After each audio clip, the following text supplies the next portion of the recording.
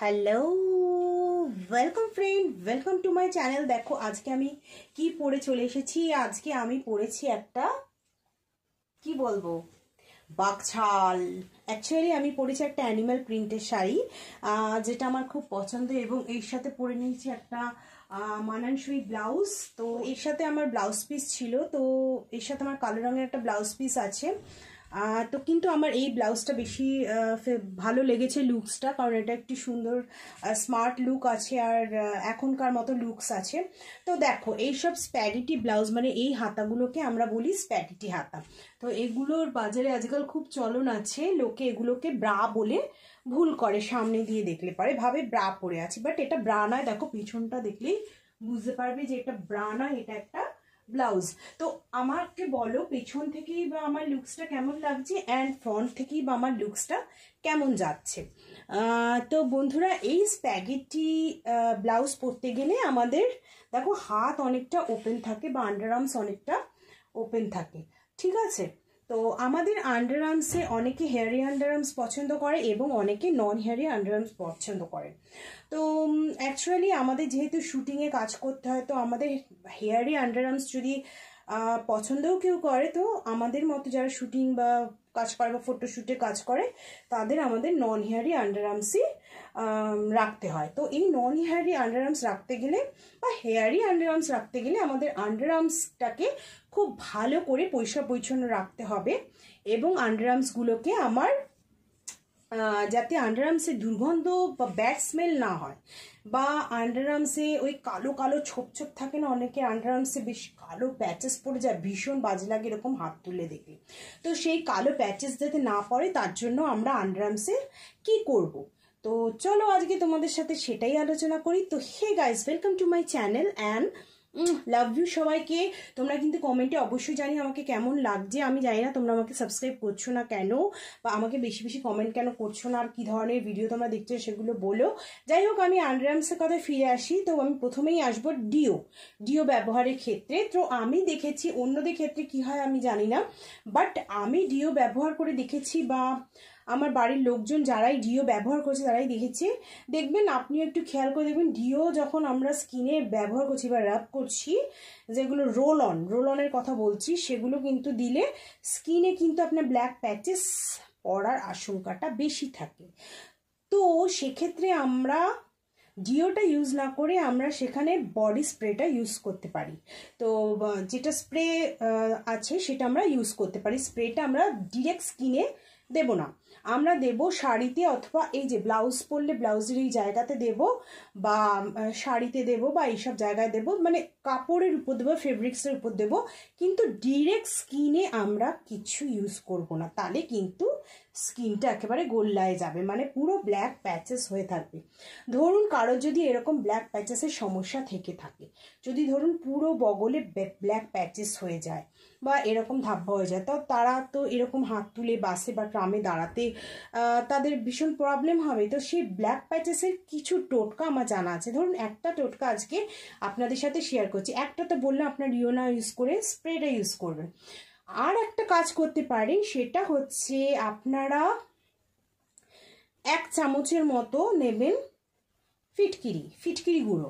ফিটকিরি কিন্তু ভীষণ সুন্দর কাজ করে এই দুর্গন্ধ কমাতে। মানে আপনার পায়ে যদি দুর্গন্ধ হয়, দেখবেন মোজা পরলে অনেকে, মানে সামারে এই দুর্গন্ধটা হয়, সামারে কেন সবসময় যাদের পায়ে দুর্গন্ধ হয় তাদের সবসময় পায়ে থেকে জুতো খুলে একটা দুর্গন্ধ পাওয়া যায়, বিচ্ছিরি, বা জুতো পরে থাকলে দুর্গন্ধ এই সক্স থেকে পাওয়া যায়। তো সেটার ক্ষেত্রে এই ফিটকিরি ভীষণ ভালো কাজ করে। তো ফিটকিরি আমরা নেব, ওটা কিন্তু ডাস্ট ফর্মে আমরা পাই না দোকান থেকে, ওটাকে আমরা নিয়ে জাস্ট ডাস্ট করে নেব। 1 টিস্পুন আমরা নেব ফিটকিরির পরিমাণ। তাতে আমরা দেব গ্লিসারিন দেব কেন সেটা আমি তোমাদের পরে বলছি।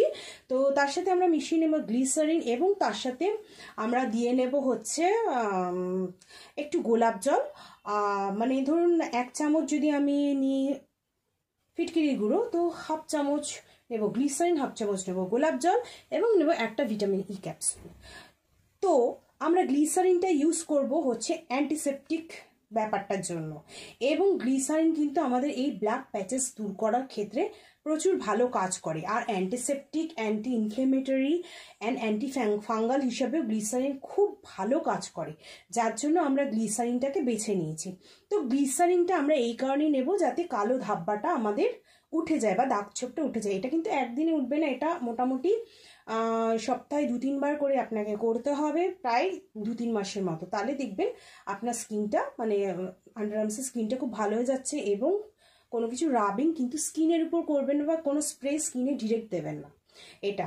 আর গ্লিসারিনটা কেন ইউজ করবো, গ্লিসারিন কিন্তু আমাদের স্কিনকে খুব সফট রাখে। দেখবেন শীতকালে স্কিন ফেটে যাচ্ছে, কোনো ক্রিমে কাজ হচ্ছে না বা কোনো কিছুতে কাজ হচ্ছে না, কিন্তু আপনি যখন গ্লিসারিন লাগাবেন পুরো ফাটা জায়গাটা ঠিক হয়ে যায়।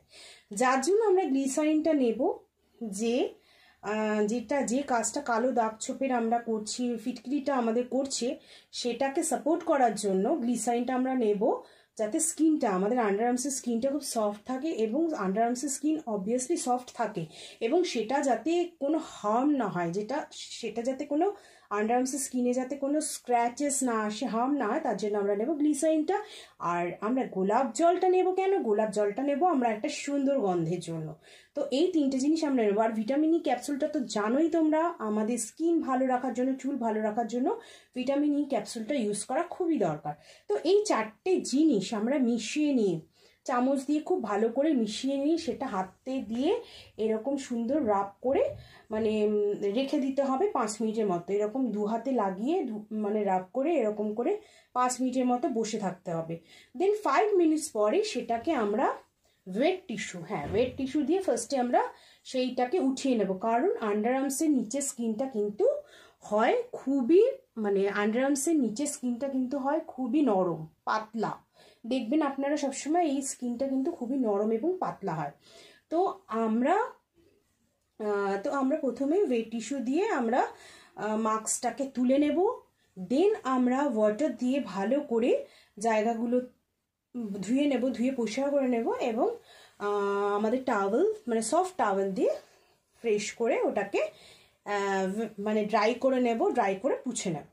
তো এইভাবে আমরা আমাদের আন্ডারআর্মসকে ক্লিন রাখতে পারি। সপ্তাহে 3 দিন আমরা এই টোটকাটা ব্যবহার করব, 3 মাস আমরা ব্যবহার করব, দেখবেন আপনার আন্ডারআর্মস খুব সুন্দর মানে গ্লো করছে এবং খুব সুন্দর থাকছে। যাদের স্লিপলেস পরতে হয় এবং স্প্যাগেটি ব্লাউজ পরতে হয় বা ওপেন শোল্ডার মানে ওপেন শোল্ডার টপস বা শর্টস পরতে হয়, তো ওপেন শোল্ডার যাদের টপস পরতে হয় বা ক্রপ টপ পরতে হয় বা স্প্যাগেটি এরকম হাতা ব্লাউজ বা স্লিপলেস ব্লাউজ পরতে হয়, তাদের জন্য তো এটা অব্যাহত মানে আপনার আন্ডারআর্মসকে ক্লিন রাখতেই হবে। কালো কালো ছোপ আর ধাব্বাওয়ালা আন্ডারআর্মস মোটেই ভালো লাগে না দেখতে।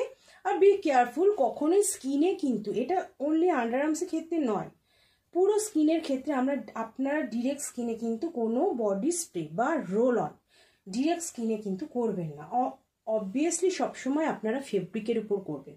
আমাদের কিন্তু পুরোনো যুগে যে পারফিউমগুলো পাওয়া যেত আমরা কিন্তু ফেব্রিকের উপরেই সেটা করতাম, তো আমাদের স্কিনে সেটা হার্ম হতো না। এই জিনিসগুলো কিন্তু আমাদের স্কিনে অনেক সময় অ্যালার্জির সৃষ্টি করে এবং কালো দাগ ছোপের সৃষ্টি করে, কারণ জায়গাটা পুড়ে যায় অনেক সময়।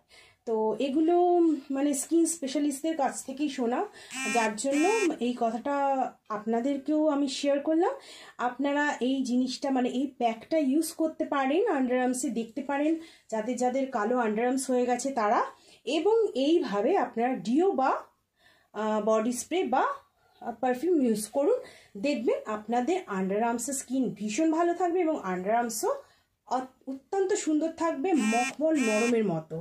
দেখুন আমার স্কিনটা যেরকম গ্লো করছে, মানে আমার স্কিনে কিন্তু কোনো মেকআপ নেই, দেখুন কোনো মেকআপ পাবেন না আমার স্কিনে।